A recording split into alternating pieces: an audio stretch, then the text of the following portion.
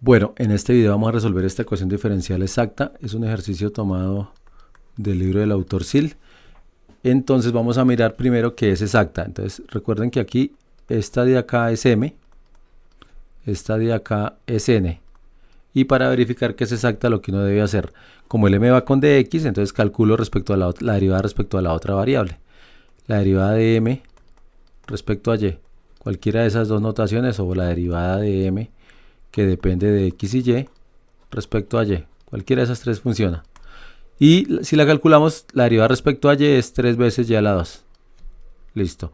Y ahora calculo la derivada de n respecto a x, o sea, la derivada parcial de n respecto a x, o si la quieren notar, la derivada parcial de n que depende de x y y respecto a x.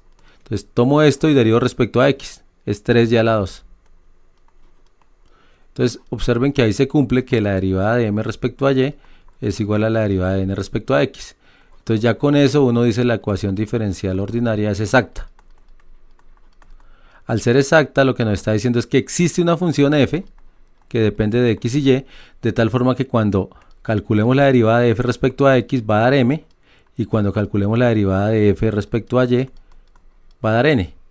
Entonces pues la idea es, como al derivarla respecto a x da m, algo que al derivar respecto a x da esto. Entonces lo que tiene sentido ahí es integrar respecto a x. Y eso mismo, al derivar respecto a y, tiene que dar esto. Entonces, para buscarla, pues uno integraría respecto a y. Y esa es la estrategia que estamos como intentando ahí utilizar. De aquí, integrando respecto a x, uno obtiene que esto es x a la 4 sobre 4 más y a la 3x.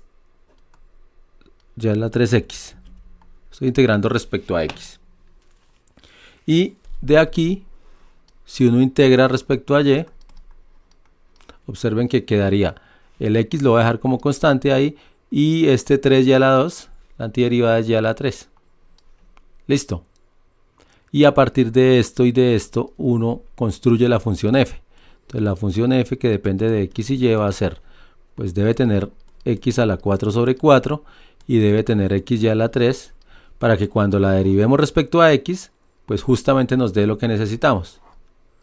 Y aquí nos dice que debe tener también x y a la 3, para que al derivarla respecto a y nos dé 3x y a la 2.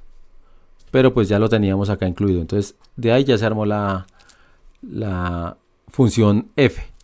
Y la solución de la ecuación diferencial es la función igualada a una constante. Entonces la solución nos queda 1/4 de x a la 4 más x por y a la 3 igual a la constante. Esta es la solución.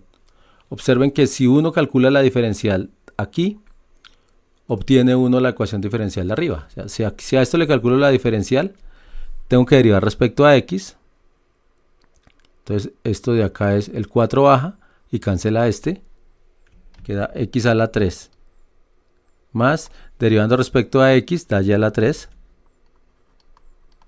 multiplicado por el diferencial de x, más, ahora la derivada parcial de esto respecto a y. La derivada aquí es 0 y la derivada aquí es bajo el 3, queda 3x y a la 2 por dy igual a la diferencial de esta constante, que es 0. Observen que esta de aquí fue la ecuación diferencial de la que arrancamos el ejercicio, mírenla acá.